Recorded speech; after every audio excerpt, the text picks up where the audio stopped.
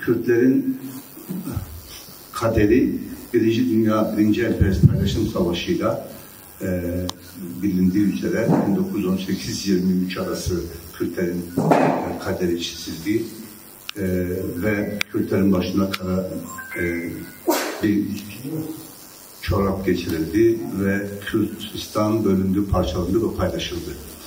O dönemde Kürt ileri gelenleri, Kürt aydınları maalesef o fırsatı değerlendiremediler ve toprak temelli bir milliyetçilik de Kürdistan'da oluşmadığı için ne yazık ki Kürtler statüsüz kaldı. Yani Orta Doğu'da bir nizam kuruldu, anti-Kürt bir nizam kuruldu. Bu nizamın içerisinde Kürtlere bir statü, bir devlet, hatta bir manda statüsü dahi verilmedi. Bu konuyu Celal Temel o dönemdeki Kürt ileri gelenlerinin yaklaşımıyla değerlendirecek. Bugün de aynı durum söz konusu.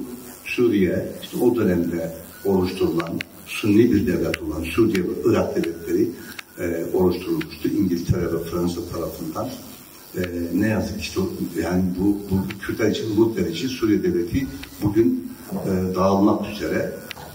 Umarım Kürt ileri gelenleri, Kürt siyasi hareketleri bu fırsatı değerlendirir ve Kürtler bir federasyon ya da konfederasyon ya da bir devlet haline gelirler. Tabii ki bu tamamen Kürtlerin elinde. Evet, uluslararası güçler Kürtler istemese de Kürtlere rağmen Orta Doğu'da İsrail'in güvenliği için ki bu da bizim için çok iyi olur. Bir statü oluşturacaklar. Ben buna inanıyorum. Dolayısıyla bu koşulları umarım Kürt ileri gelenleri, siyasi liderleri iyi değerlendirirler. Bu fırsattan Kürdistan doğar. Konuyu çok fazla uzatmak istemiyorum. Bunu Celal Hocam etraflı bir şekilde anlatıyor. Hepiniz tekrar hoş geldiniz ve sözü Celal Hoca'ya bırakıyoruz. Dembaş Avalno bir ramaz piyat çıtı. Ramaz piyat. Ne başladı? Yani Türküne. Braset xwazim seri haya bini bilemin usat xwaze. Kabida açın. Zaxafsına zmani xoy şehrin kurdi. Ve muhabin projemel holeye. Bütün gençlik Türkiye'ne rastı. Nasıl? Evet. Carna hava dibejin çima Kürdinan etsin. Braset Kürdistan'ım. Dibejin biraya kimine Mehmet Said Temel. Evet, seri haya bini Kürdin etsin. Eyüp Türk'ün. Evet değerli arkadaşlar. Ben aslında bir fizik öğretmeniyim. Ama son yıllarda yakın Kürt tarihiyle ilgili bazı çalışmalar yapıyorum. Aklımın erdiği günden bu yana bir tesadüftür. Tam 60 yıl önce 1964 yılında Diyarbakır'da bir lise 2. sınıf öğrencisiydim. Öğretmen okulu öğrencisiydim. O gün Türkçeyi öğreneli 10 yıl olmuştu. 7 yaşında başlıyorum Türkçe'ye. O günden bu yana yazıyorum. Yani aynı zamanda yazmamın da 60. yıl dönümü. 1964'te Mücadele Gazetesi vardı Diyarbakır'da. Orada köşe yazıyordum. O zamanlar Risale-i Nur talebesiydim ve hutbeler yazıyordum. Bugün de Kürt ulusal mücadelesiyle ilgili, özellikle yakın tarihiyle ilgili bazı çalışmalar yapıyorum. Bu çalışmaların içinde Mondros'tan Lozan'a Kürtlerin aldanma ve aldatılma yılları özel bir yeri var. Niye öyle? Arkadaşlarıma şöyle bir şey hatırlatmak istiyorum. Genelde biz Kürtler 1923 ile 1938 yılları arası erken Cumhuriyet dönemi diyoruz ya, 1938. O dönemi genelde biliyoruz. 25'i biliyoruz, Ağrı'yı biliyoruz, Dersim'i biliyoruz.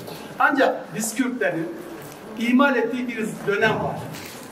İkinci meşrutiyetin ilan ettiği 1908 ile 1923 arası 15 yıl. Ona biz Geç Osmanlı dönemi diyoruz. Aslında Kürtlerin kaderi orada çizilmiş. Ermenilerin de. İkinci meşrutiyet aslında iyi bir devrim. Sonrası Abdülhamid devrilmiş, İttihat Terakki gelmiş ama ondan sonra ne olduysa zaten ondan sonra olmuş. 11 Kongresi Selanik, İttihat Terakki'nin, daha sonra 13 İstanbul Kongresi'nde tek uluslu bir devlet yapılanmasına gideceğiz demişler. Dolayısıyla 4 ayrı ulustan kurtulacağız demişler. Araplar bize lazım değil, onlar gitsinler. İngilizlerle anlaşmışlar, savaşın içinde siz tamam, gidin yolunuza bakın. Rumlarla Ermenileri bizim bu sınırların dışına atmamız lazım, o da çok zor değil.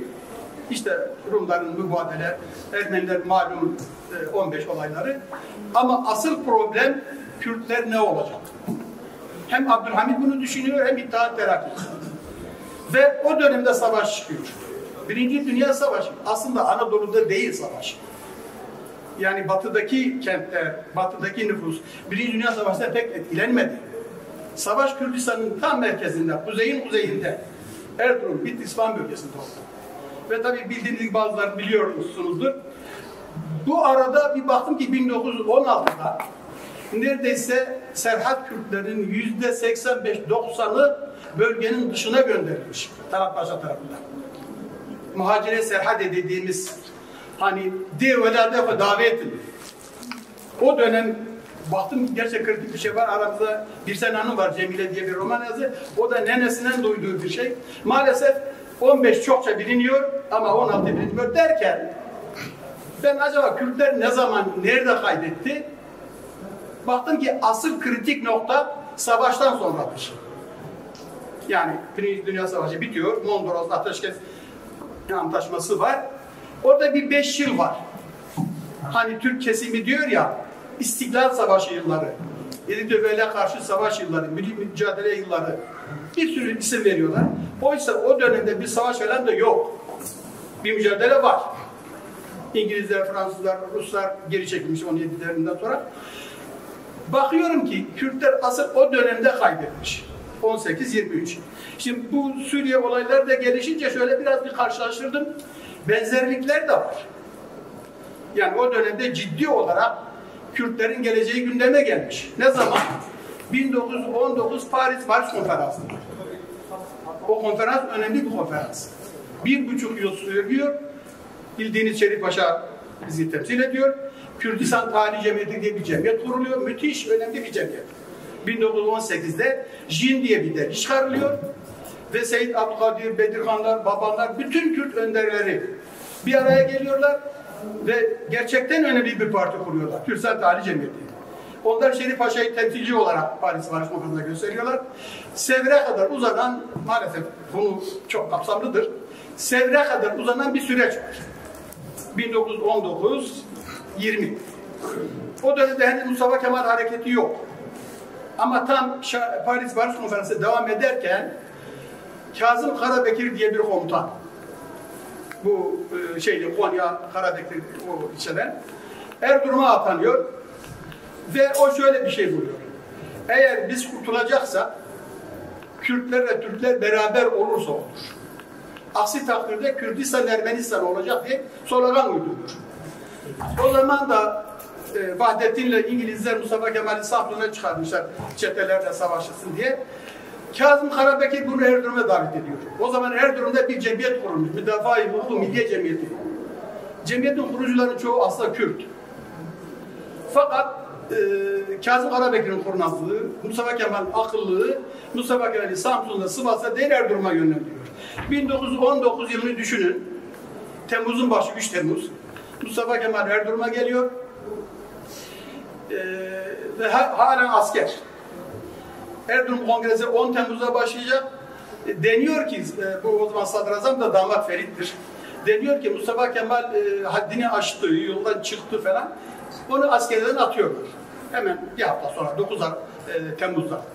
Fakat Müdafaa-i Hukuk Milliye Cemiyeti Erzurum Şubesi diyorlar ki hayır biz Mustafa Kemal'i kabul etmeyiz.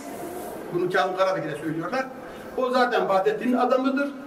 Biz Kürtler ve Türkler kaderimize bakacağız. Ve bunu Müdafaa-i Hukuk Milliye Cemiyetleriyle yapacağız. Ama Kazım Karabekir bunları ikna ediyor. Kongreyi erteliyorlar. Yani 10 Temmuz yerine 23 Temmuz derken Mustafa Kemal askerlikten atılıyor ve o divanın başkanı oluyor. 23 Temmuz'da kongre başkanı oluyor. Yine Kazım Karabekir komutandır. 15. Kolordu komutanı. Ve o dönemde Temmuz ayı Mustafa Kemal Erzurum'da, Ağustos ayı Mustafa Kemal Erzurum'da yeni bir devletin temelleri kurulurken görünürde Türkler beraber bir devlet kuracak. Görünür öyle. Miş gibi yapıyorlar. Öyle olacakmış gibi. Ama öyle olmuyor. Gün be gün, örneğin o gün, o tarihlerde Cibranlı Halit Erzurum'daydı. Cibranlı Halit Harbiye'den Mustafa Kemal'in arkadaşı. Birbirini tanıyorlar, biliyorlar. Düşünün, Cibranlı'nın bulunduğu Erzurum'da Türkiye Devleti'nin temelleri atılıyor. Aslında daha önce Talat Paşa bu temeli atmış. O bir Alman Kaiser var, diyor ki modern Türkiye'nin kurucusu Mustafa Kemal değil, Talat Paşa'dır. Ve bunu gerçekleştirecek Kazım Karabekir'dir. Ama Mustafa Kemal akıllı bir insan, bu işin başına geçiyor. Neyse, yani sebebi şunu söylüyorum. Öyle bir dönem ki Kürtlerle Türkler beraber olacaklar. İşte o Paris Konferansı devam ediyor. Sevr Anlaşması'na kadar gidiyor. O zaman Curzon diye bir adam var. Fransız Dışişleri Bakanı. Kongrenin başkanı o. Değiştirelim mi formu? Yine böyle iyi. Devam edebilirsiniz. Böyle devam edelim. Oturabilirsiniz de. Yani eskiden ne var? Curzon diyor ki Kürdistan'da kurulması gerekir. Sadece Türkiye diye bir devlet yetmez. Ben İngilizim, Türklere çok farklı iki ulus. Bana iki tane insan getirin, hangisi Kürt, hangisi Türk ben bilebilirim. Savunuyor yani bu dönemlerde ama Paris Konferansı'nda tabii Curzon henüz yok, etkisi yok. Neyse Sevr'e geliniyor, Sevr'de bildiğiniz gibi küçük de olsa bir Kürdistan var. O arada Kürdistan Talihi Cemiyeti zayıflıyor. Mustafa Kemal hareketi biraz öne doğru geçiyor. Yavaş yavaş bizim Türkler işte onlara miş gibi yapıyorlar. İşte 21 yıldır biliyorsunuz bir anayasa çıkıyor. Anayasaya benzer bir şey işte. Kısacası Lozan sürecine gelmeden bizim Kürt aydınları o dönemde Sevr'i yeterli görmüyorlar. Yani aslında Sevr bir başlangıç olabilirdi. İşin ilginçleri kimse Sevr'e sahip çıkmıyor. Bir tek Yunanlar sahip çıkıyor, biraz Ermeniler de tutuyor. Çünkü Paris Barış Konferansı'nda Kürtler Şerif Paşa'yla temsil ediliyor, Ermeniler de iki grup halde temsil ediliyorlar. Neyse, iş uzamasın, Sevr'de treni kaçırıyoruz. Yani orada aslında resmiyette bir Kürdistan vardı. Belki de bugün Güney Güzel bölümde de birleşirdi. Ama Ermeni meselesi işi zorlaştırıyor. Şöyle ki, yine başka çalışmalarımda var, vilayet-i sitte diye bir mesele var. Yani Bitlis, Van, Erzurum, Sivas, Elazığ, Harput ve Diyarbakır vilayet-i sitte Ermeni bölgesi diye ilan edilince Kürtlerin aklı başından gidiyor. Eğer buralar Ermenistan olacaksa biz Türk kardeşlerimizle beraber olalım. Yani aslında bir altyapısı var bunun. Ve bu aşamada büyük millet meclisi açılıyor. O zaman Bitlis milletvekili Yusuf Ziya Osmanlı Meclisi mebusan var. Son mebusan. 1920'de var. İstanbul'da bir 2-3 ay toplanıyor. Misak-ı Milli diye bir şey kuruyorlar. Yani Kürtlerin de Türklerin olduğu coğrafya bir devlet kuracağız diye. Yusuf Ziya ve Hasan Hayri, bu bizim Dersim mebusu. Onlar Osmanlı Meclis mebusuna seçiliyorlar. Neyse Mustafa Kemal'in şansı yaver gidiyor. İngilizlerle işbirliği yapıyor. 1 Nisan'da Mustafa Kemal 1. Meclisi dağıtıyor. 1 Nisan 1923. O döneme kadar bizim Yusuf Ziya, Hasan Hayri gibi mebuslarımız 1. mecliste aslında çok da aktifler. 2. grup diyorlar ya, o grubun içinde yer alıyorlar. Ama Lozan'ın öncesinde bizimkiler, işte bugün Suriye durumda da çok ilintili, yanılgıya düşmeye başlıyorlar. Yani Lozan'a giderken Curzon mutlaka Kürdistan kurulması gerekir. Musul merkezi, Diyarbakır dahil olan. Fakat maalesef o aşamada bizim meclisteki aydınların başta olmak üzere, yani bu arada da tabii zaman dar olduğu için Kürdistan Talihi Cemiyeti o arada dağılıyor. Teşkilat-ı İçtimaiye ayrılıyor. 2 gruba ayrılıyorlar. Seyyid Abdülkadir grubu daha çok böyle şey istiyorlar. Bir özellik gibi bir şey. Ama Bedirhanların olduğu, Emin Ali Bedirhan'ın olduğu grup ise onlar bağımsızlıkçı, 2'ye bölünüyorlar derken bu Kemalist hareket öne doğru geçince bizim Kürdistan tarihi dağılıyor. Artık Kürt temsilcisi yok. Düşünün 1921-22 bir tek Kürt partisi yok. Bir tek parti olmadan, örgüt olmadan olmuyor. Yayın yok. Jin kapandı, serbesti kapandı. Kürdistan diye bir gazete de vardı dergiden başka. O da kapanıyor. Dolayısıyla o sırada Yusuf Ziya gibi, Hasan Hayri gibi mecliste olanlar bizi temsil ediyorlar. Ama buyurun, yani bugünü anlamamız için endişemiz var. Biraz da İbrahim'e başlarken bugün aşağıda bir şeyler oluyor. Tabii umutlanıyoruz. Ama o kadar çok ağzımız yandı ki ve bu süreç çok benziyor. 1922'den bugüne kaç yıl? 102 yıl. Bakın 102 yıl önce çok önemli bir insan Yusuf Ziya Yusuf Ziya aynı zamanda Azadi örgütünün de ikinci ismi. Cibran Halit'ten sonra. Böyle de bir isim. Yani böyle ateş gibi bir insanmış Yusuf Ziya. Mustafa Kemal'in en çok çekindiği insandır, bilgili. Yusuf Ziya'nın söylediğine bakalım. O dönemde yalnız şöyle bir şey oluyor. İsmet Paşa çok kurnaz bir insan. Diyor ki, bizim meclisimiz daha bir iyi meclis. Kürtlerin ve Türklerin meclisidir. Bizde Kürt mebuslar da var. Kurdun diyor ki, o Kürt mebuslarının hiçbirisi Türkçeyi bilmiyor. Okuma yazmaları bile yok. Onlar Kürt sen temsil edemezler diyor. Bizim buradaki meclisteki Kürt mebuslar kıyamete koparıyor. Bize nasıl böyle söylerler diyor. Ve tabii Yusuf Ziya temsilcileri en çok konuşan odur. Hasan Hayri de Mustafa Kemal'in Harbiye'den arkadaşıdır.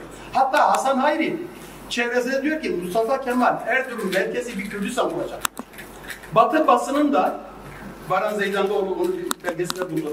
Batı basının da Mustafa Kemal Erzurum'a gitti. Orada Ermenistan olmaması için Kürdistan kuracak diyorlar. Düşünün böyle bir yakınlık var. İşte bu aşamada Lozan'ın öncesinde İsmet Paşa'yı biliyorsunuz seçiyorlar. Bizim bir iki tane de yani çok argo konuşmak istemiyorum ama bu şey var yani Diyarbakır mevzusu neydi o? Onu da yardımcı olarak seçiyorlar. Güya temsil ediyor. Yusuf Ziya mecliste buyurun ne diyor? Yani olmak zorundayım ben tutanaklardan aldım. Yusuf Ziya Bitlis milletvekili devam var. Uzun konuşmalar var. Yani Yusuf Ziya kürsüye çıktı mı Mustafa Kemal bir köşeye çekilir. Biri Rauf Orbay Meclis Başkanı o bir köşeye çekilir. Dinliyorlar. Çok ilgili bir insan. Ve Kürt özelliği olan bir insan. Ama biz kardeşiz beraber yani Osmanlı devam edecek sanıyorlar. Şöyle diyor. Binaenaleyh misak-ı milli hudutları dahilinde olan Kerbük, Musul, Süleymaniye, Haneke'ne kadar bütün Şark vilayetleri bir bölümdür, bir bütündür. Çünkü o dönemde de İngilizlere verilmesi falan söz konusu. Bunları ayırmak, Şark vilayetlerimizi Musul'dan, Kerkük'ten, Süleyman'dan ayırmak onları felç eder. Şimdi asıl söylemeye bu kurdona cevaptır. Avrupalılar diyorlar ki Türkiye'de yaşayan ekaliyette en büyüğü, en kuvvetlisi Kürtlerdir. Avrupalılar diyor. Yani en büyük azınlık Kürtlerdir. Bendeniz Kürdoğlu Kürdüm. Binaenaleyh bir Kürt mebusu olmak sıfatıyla sizi temin ederim ki Kürtler hiçbir şey istemiyorlar. Yalnız büyük ağabeyleri olan Türklerin saadet ve selametini izliyorlar. Alkışlar, ayakta. Yani tutanaklar öyle yazıyor. Ve devam ediyor. Biz Kürtler vaktiyle Avrupa'nın sev paçavrasıyla verdiği bütün hakları, hukukları ayaklarımızın altına çiğnememiş miydik? Yani 2 sene önceden bahsediyor. Uzun konular. Şimdi bu örneği şunun için verdim. Yusuf Ziya hepimizden daha çok Kürt. Ve o gün ona inanıyor. Şimdi bugün zaman zaman biz şahsen biraz da Kürt milliyetçi cephesinden baktığımız zaman bu Türkiye'leşme, Türkleşme falan bazı şeyler var ya teoriler bize endişe veriyor açıkçası bunları bildiğimiz için. Çünkü o dönemlerde bütün batılı gazetelerin söylediği şu Mustafa Kemal hareketi daha önce İttihat Hareketi'nde hep işi Kürtlerin üzerine koymuşlar. Ve biz bu konuda yanılmışız. Ben kişisel olarak bildiğim bir bilgiyi aktaracağım. Bu birçoğunuzun duyduğu ama tam bilmediği bir konu. Yıl 1917. O zaman Kürt kökenli Mehmet Ali Tavala'nın torunu bu yalısı olan isimlere koydu ne yalısı diyor ya Halim Paşa. O sadrazam onu ayırıyor Talat Paşa şeyin başkanıdır o İttihat Terakki'nin. Kendisini sadrazam ilan ediyor. O dönemde Abdülhamit de Selanik'te Yıldız Sarayı'na getirilmiş. Ve Abdülhamit diyor ki, Talat Paşa, ya biz bu Ermeni meselesini çok kolay hallettik. Bunu kime söylüyor? Mustafa Zihni Paşa'ya söylüyor. Mustafa Zihni Paşa babanlardan önemli bir vali. En küçük oğlu da Mehmet Şükrü Baban. Biz bunu Mehmet Şükrü Baban'dan dinledik. Hatta Musa Ander de yazdı. 1968'de biz bunu dinledik. Şükrü Baban diyor ki o dönemde Talat Paşa kasıt dediğimiz, elçi dediğimiz birileri var. Abdülhamid'e kasıt gönderiyor. Diyor ki sultanıma söyleyin Rum meselesi halloldu. Gidiyorlar, geliyor işte şey var, o beca iş yapıyorlar ya. Mübadele. O şekilde hal oluyor. Biraz da Yunanların saflığından da kaynaklanıyor. Ermeni meselesi bildiğimiz gibi şiddetle, yani bir bakıma, soykırıma varan katliamlar var, sürgünle hallediyorlar. Ve biraz da Ermeni meselesinde şaşkına dönüyorlar. Onlar sanıyorlar ki Ermeniler direnecek. Oysa 1914 meclisinde 15 tane Ermeni mebus vardı. Bunların 3'ü 4'ü öldürdü, ikisi Avrupa'ya kaçtı. 8 tanesi 18'e kadar mecliste kalmaya devam ettiler. 1917'de Şükrü Baba'nın tanıklığıyla diyor ki, şu oldu. Talat Paşa kasıt gönderdi Abdülhamid'e. Dedi ki, biz bu meseleleri büyük oranda hallettik. Tek ulus kurma önündeki tek engel Kürtler. Gizli sayımlar yapıyoruz. Dedi, Kürt mevcudu, Türk mevcudu kadardır neredeyse. Sultanıma söyleyin, bize nasıl bir yol gösterecek? Biliyorsunuz Abdülhamid devren onlar. Abdülhamid hayır diyor, ne münasebet diyor, onlar farmason politikaları uyguluyorlar. Benim onlarla görüşecek şeyim yok. Kasım geri geliyor. Bakın şimdi söze dikkat edin. Talat Paşa diyor ki sultanıma söyleyin, mevzu bahis vatandır. Sonrasında hepimiz biliyoruz zaten. Mevzu bahis vatandır diye Kasım geri gidiyor şeye. Abdülhamid'e.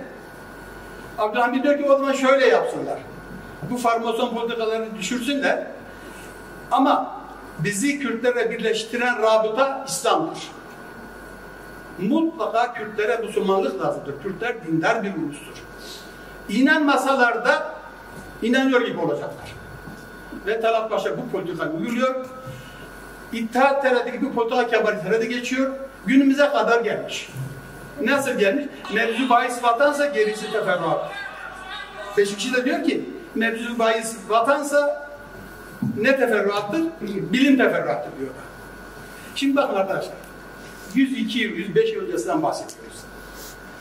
İnanın ki zaman zaman düşünün Kürtlere en büyük fırsat aslında 1918 ile 23 arasında geldi fırsat yani.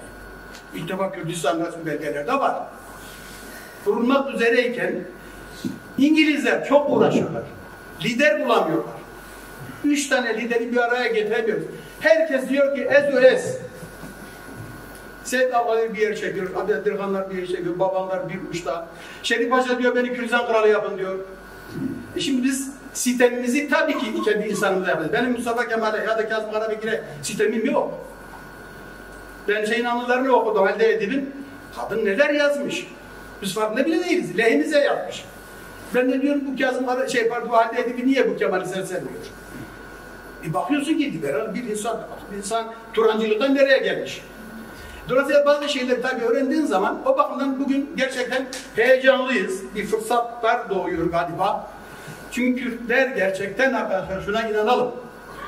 Bu bölgenin en kadim halkı, en eski halkı tarihi. Yani biz bilmiyorduk yani açıkçası.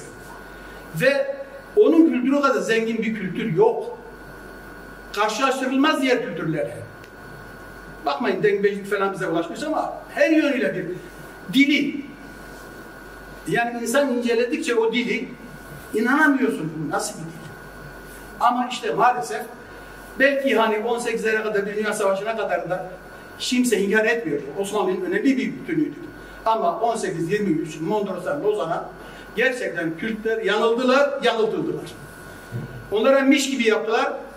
Yani sanki Kürdistan'da olacakmış gibi yaptılar. Ama aslında hiçbir zaman Mustafa Kemal net olarak bir şey söylemiyor. Sadece son bir şey söyleyeyim. Çok şey var. Bunu da kitaba da yazdım. 1923 Lozan devam ediyor. Biliyorsunuz bir ara veriyorlar. Ki ara verilmesinin nedeni gene Kürtlerdir. 2 maddede Kürtler gündeme geliyor. Bir azınlıklar maddesinde o nedir bir tane faşist şey var. Milletvekili var. Rıza Nur. O işin başında. Bir de Musul meselesinde. Musul meselesi çok tartışma oluyor derken 4 Şubat 1923'de ara veriyorlar. İsmet Paşa geri geliyor. Bu Tilger neydi o Diyarbakır milletvekili o da beraberinde geliyor. Mecliste tartışıyor ve 4 ay ara veriyorlar Lozan'a. Birinci meclisi dağıtıyorlar. Sonra Kemal bakıyor, üstü ziyalar falan bitsin artık. Ve yeni bir meclis topluyorlar. Yeni meclis hiç toplanmıyor. 23 Temmuz 1923'te Lozan'da tabloyu alıyorlar.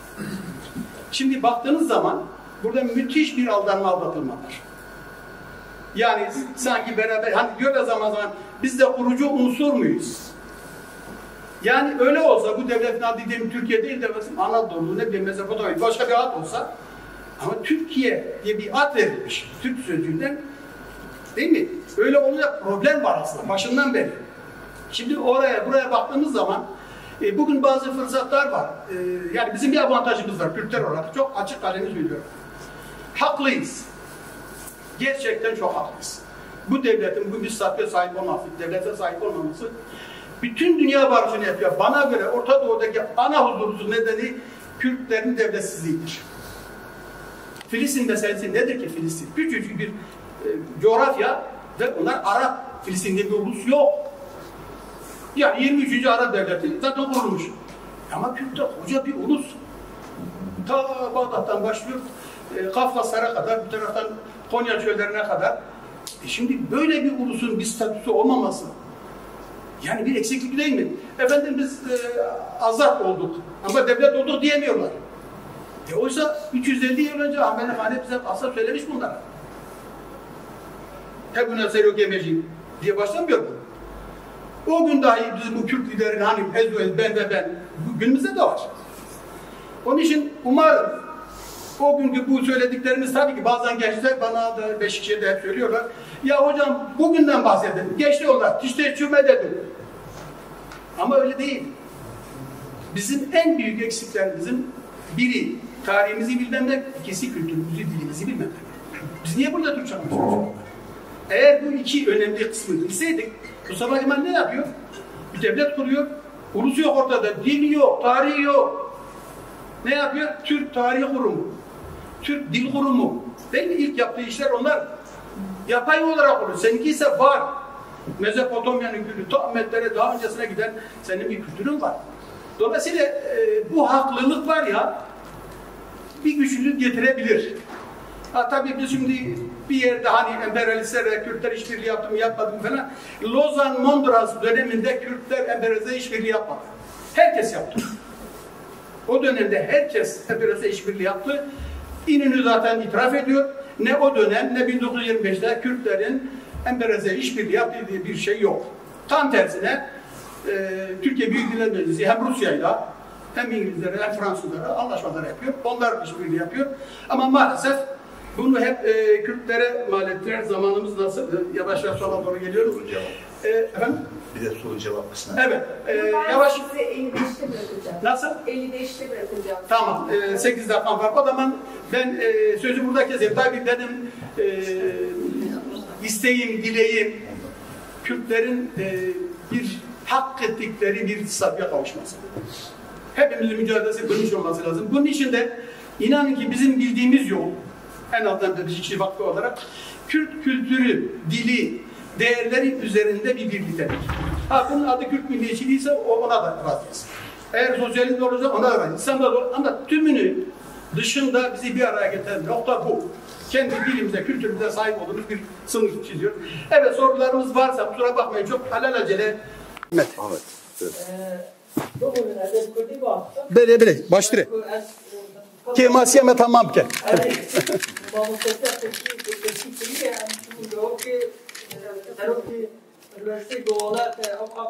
Çok teşekkür ederim okul arkadaşım.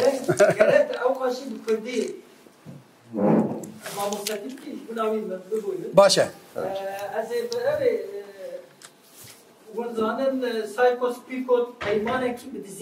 Yaş az da. Kitap ki nefsan da avestayda derkes navi'in Darul İslam navi kitabı. Beli. Ya Ali Roşalat Osmani de beje mesela Kurda ve çağrı seri Xuda ve ji tasdik ki gerek fikri vani baş hem ucubayı Kürt beben tişki yani. Beli. Ve bu mesela al-başuru hatta bedera gerek hizmet kirin li kesi kurebertiya Kurda büketine bu. Votanata tamam ki Kürt dibijin ez kune ez ne tükes. Yani devre 1504'dan bigre hatta ve ijan biyara gride yazıp mesela şöyle bakayım. Öyle. Çara biyaji dugori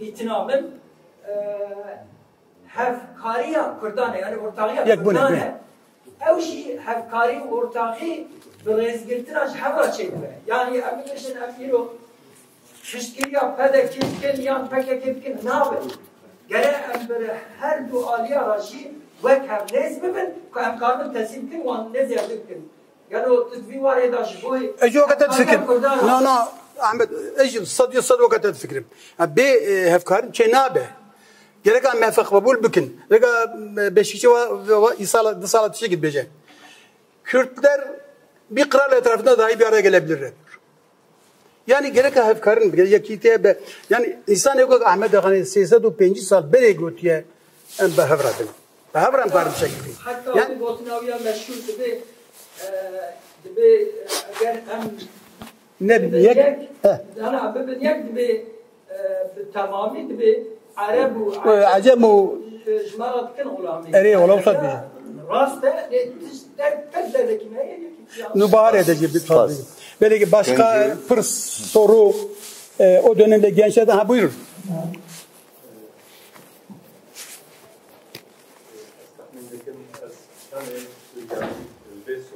O gellek baş gellek havale edeceğim.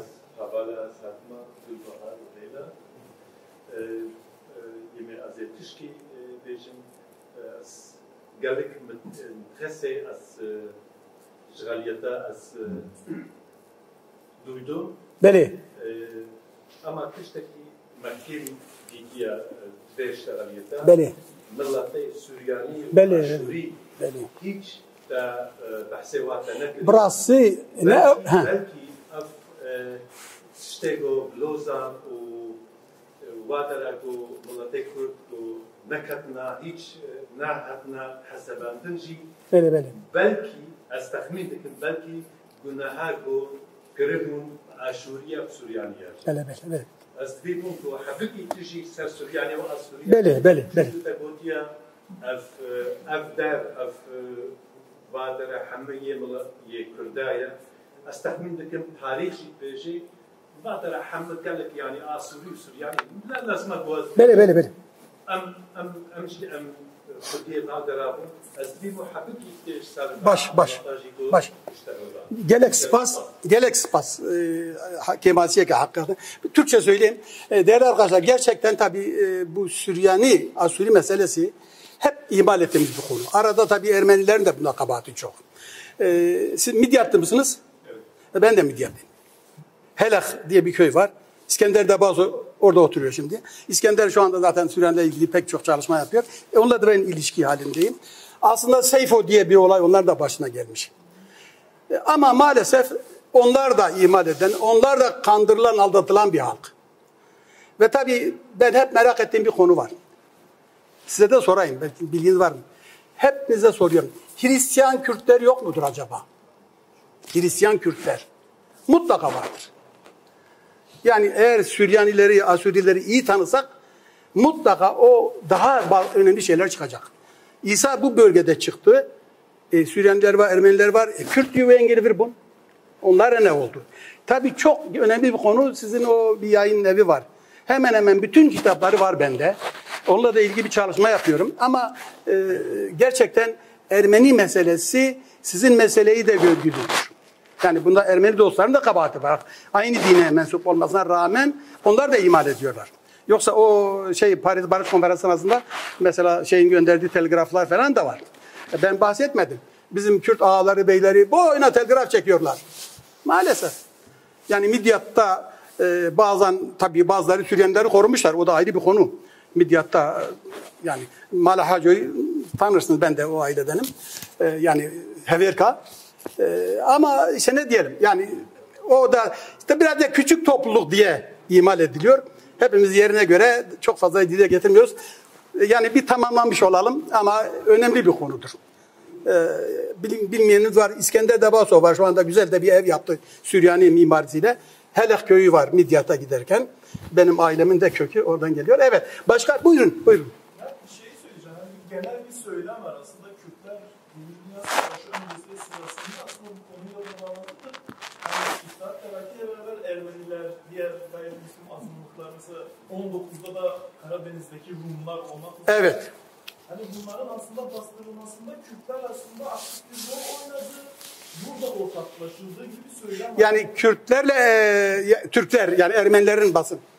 Tabii Evet. Ermenilerde hem işte Karadeniz Rumlarında. Evet. Yani işte Samsun'a Mustafa Kemal gittiği zaman Evet. aslında Erzurum'a onu taşıyan süreç oradaki Tabii oradaki güya çete diyorlar onlara. Evet. aşiretlerle yürüttüğü söylenir. Evet. Bununla ilgili Tabii söyleyebilirim. Bir kere Erzurum'daki çetelerle Kürtlerin hiçbir ilgisi olmadı. Yani o tamamen yani ben bir belge falan görmedim. Yani orada Kürt gücüyle ordu işte neyse Trabzon arasındaki o insanların orada koca bir ulus yok edildi. Yani onun içinde Kürtler yok. Ama öbür meseleye gelince. Şimdi konumuz uzun. Çok basit bir şey söyleyeyim. 1914 yılı 8 Şubat Ermeni Reform Anlaşması yapılıyor. Hatta bir maddede Süryanilerle ilgili var. 8 Şubat 1914. O dönemde Meleselim diye bir Kürt insanı Bitlis'te çıkıyor şeylere diyor ki Ermeni dostlara. Garo Sassouni'nin kitabında var ya Ermeni Garo'nun. Diyor ki İttihat Terakki sizi de biz de yok edecek. Gelin beraber birlikte bir şeyler yapalım. Önce ikna eder gibi oluyorlar fakat sonra olmuyor. İşin ilginç yanı savaş başlarken aslında İttihat Terakki'nin yanında olan Kürtler değil. Ermeniler ve Ermeni mebuslar. Zaten Ermeniler zaman zaman şimdi biraz öz eleştiri yapanlar onlar da öz eleştiri yapıyor. Hata yaptık diyor. İttihat Terakki ile ittifak yapıyorsun. Bir yıl sonra seni yok ediyorum. Ben Meleselim uyarıyor. Hatta şeyin üyesidir Garo Sassouni. Ermeni Partisi'nin üyesidir. Meleselim'in 1914'te gördüğünü biz görmedik. Zorap var. Önemli bir mebustur Ermenilerin. Maalesef o konuda tabii ki bazı şeyhler, bazı ağalar, bazı bilinçsizler elbette din adına Türklerle beraber olup Ermenileri öldürmüş olabilir ama bir şey demiyorum. Mutlaka. Tersi de var. Benim bir kitabım daha var. 1916 teciri. Orada geniş geniş yazdım. Tersi de var. İnanın ki ben bunu rahmetli Hrant Dink'le de bu konuyu konuşmuştum. İnanın ki o Rusya gelince o Erzurum'a Bitsevan'a Ermeni dostların da yaptığı pek çok hata var. Mesela Van olayı başlı başına bir konudur. Van'da bir Rus işgali, Ermeni işgali. Cenab-ı Hocam ben Evet. bir açık getirebilir miyim? Evet. Bir defa Kürtlerin o dönemde bir gücü statüsü de yok. yok. Hayır bir statüsü yok. Bir devleti yok. Yani devlet İttihat Terakki'nin elinde. Bütün planlamaları yapan İttihat Terakki. Bütün katliamları, soykırımları organize eden Evet, İttihat Terakki. Kürtlerin ve Kürdistan'ın bir statüsü yok ki, bir devleti yok ki organize bir şekilde çalışsın. Kesinlikle bu çok Bir yanlış. gazete bile yok. Bir parti Tabii, yok. tabii. Yani bir parti, bir örgüt.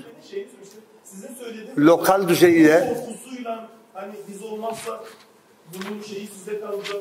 Hem suçu hem geri gelecekler size hesap Ya tabii bunlar hep var. bakın lokal düzeyde küçük gruplar, çeteler olabilir. Kürtler içerisinde de var, Ermeniler de var. Yani Ermenilerin mesela yukarıdan, kuzeyden Ruslarla beraber geldiğinde birçok katliamların yaşandığını da biliyoruz. İleride zamanımız Kürt olmuş. katliamları. Evet. Ben son olarak toparlayabilir miyim? Tabii. Bak, 5 dakika var daha. Var. Otur abi. Buyurun. Kısa kısa sorular alsak iyi olur.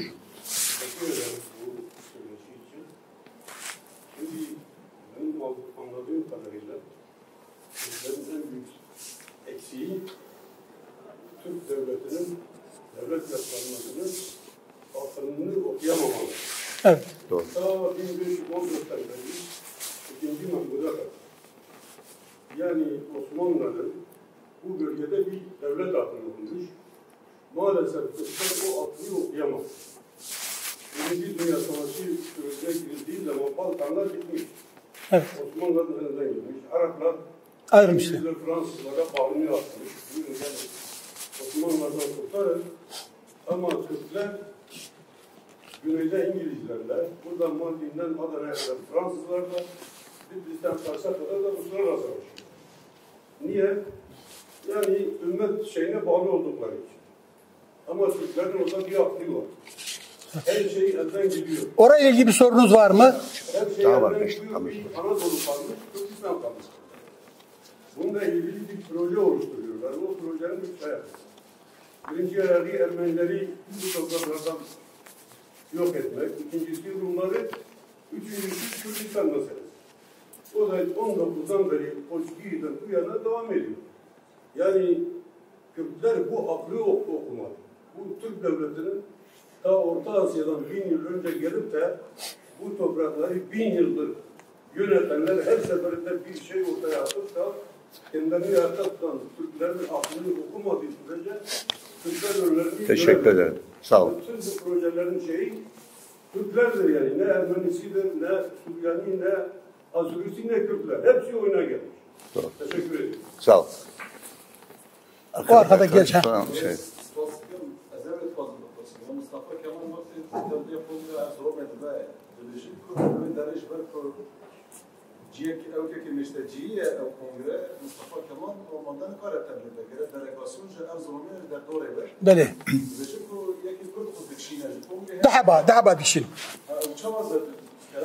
O Kazım Karabekir sağlıyor. Aslında bunu kongreye almak istemiyorlar. Delegeler 35 tane daha önce seçilmiş. Sanıyorum Ağrı, Diyadin 2 tane delegeyi geri çekiyorlar. Birine Rauf Orbay, birine Mustafa Kemal delege yapıyorlar önce. Kongreyi 10 Temmuz'dan 23'e atıyor. Ya tabii bunlar hep gözünün önünde Erzurum'da oluyor diyorum ya. Cibran'la Halit o zaman Erzurum'daydı. Yani tabii kabul etmek lazım ki hem İttihat Terakki Hareketi hem Kemalist Hareketi'nin devamı akılla yapmışlar. Bilimde de kullanmışlar. Yani akıllıca yapmışlar. Biz biraz Kürt milleti daha safız. Buyur hocam. Ondan sonra da ben kısa bir toparlama yapıp kapatacağız. Buyur Ermenem. Farklı olarak söylemek istiyorum da siyasette strateji çok önemlidir. Strateji de güvenlik üzerine kuruludur. Kürt siyasası bunun emniyetinde bilincinde değildi. Ve şeyler İttihat ve Terakki bir devlet birikimi, 600 yıllık bir devlet birikimi üzerine kuruluydu. Çoğu da asker kökenli ve stratejidir. Biliyorlar, Kürtler arasında hem nifak sokmayı hem de Kürtlerde demin Celal abinin söylediği gibi vilayet disiplin meselesini ortaya çıkarıp da bir yandan Kürtleri İngilizlere karşı kışkırtıyorlar güneyde, İngiliz misyonerlerin Kürtleri öldürüyor. Bir yandan da işte sanki bütün Kürdistan Ermenistan olacakmış gibi bir algı yaratarak Kürtlere ölümü gösterip bir nevi sıtmaya razı ediyorlar. Kurtuluş Savaşı mücadelesi demeyelim. Teşekkür ederim. Teşekkür ederim. Teşekkür ediyoruz. Ben özetlemek istiyorum. Bakın 1900'lerin başında Kürt aydınlarının büyük bir çoğunluğu ve Kürt ileri gelenlerin büyük çoğunluğu Osmanlı perestti. Bakın Osmanlıcılık yani. Osmanlı perestti. Osmanlı'yı savunuyorlardı. Osmanlı İmparatorluğu birliğini savunuyorlardı. Bakın Arap aydınları, Arnavut aydınları, Bulgar ve Yunan aydınları, hatta Türk aydınları Osmanlı'nın dağılmasını savunurken Kürtler büyük çoğunlukla Osmanlı'nın birliğini savunuyorlardı ve Osmanlı perestti. Osmanlıcıydı. Bugün de korkarım ki bizim önümüze uluslararası güçler bir Kürdistan getirip koyacaklar ki koydular, öyle düşünüyorum. Biz Türkiye perest, İran perest, Suriye perest olmamalıyız. Yani Türkiye'nin birliği, Irak'ın birliği, Suriye'nin birliğini hiçbir Kürt siyasi örgütü asla ve asla savunmamalı. Kürtler 1900'lerin başında ne yazık ki toprak temelli milliyetçilik yoktu. Bugün milliyetçilik Kürdistan'da gelişiyor ve gelişmek zorunda. Gelişmezse eğer Kürtler ne birlik kurabilirler ne bir devlete sahip olabilirler. Bu nedenle Kürtlerin birliği Kürt milliyetçiliğinin, toprak temelli Kürt milliyetçinin gelişmesine bağlı. Umarım bu altın tepside verilen bu fırsatı Orta Doğu'da verilen bu fırsatı Kürtler ellerinin tersiyle itmezler. Geçen gün bir PKK ileri geneni Sabri Ok diyor ki biz devlet istemiyoruz diyor. Yani uluslararası güçler Kürtlere rağmen bir devlet kuracaklar. Bakın arkadaşlar. Uluslararası güçler Orta Doğu'da, ben öyle düşünüyorum. Benim kişisel düşüncem. Orta Doğu'da Kürtlere rağmen bir devlet kuracaklar İsrail'in güvenliği için. Ama böyle bir devlet kurulacak. Evet, Birinci Emperyalist Savaşı'nda Salisbury ve o dönemde böyle bir fırsat olmadı. Kürtler de istemediler. Çünkü Kürtlerde toprak temelli milliyetçilik yoktu. Biz Osmanlı'ya bağlıyız, İslam'a bağlıyız, halifeye bağlıyız diyordu Şeyh Mahmud Berzenci. Ama bugün benim kanımca bu olmayacak. Kürtler mutlaka bu süreçte bir statü sahibi olacaklar, bir devlet sahibi olacaklar. Kanımca Güney Kürdistan devlet, Suriye, Batı Kürdistan federal olabilir, büyük ihtimalle federal olacak. İran yıkılması, Doğu Perinçek ne diyor? Şam yıkılırsa Tahran yıkılır. Tahran yıkılırsa Ankara yıkılır. Çok önemli bir belirlemede bulunuyor. Şam yıkıldı, Tahran yıkılırsa Doğu Kürdistan kurulacak. Orada da bir federal sistem olabilir. Umut var olmak lazım ve Kürdistan'da toprak temelli milliyetçiliği geliştirmek lazım. Teşekkür ederim. Gelek spas. Giroka xo nasb kin.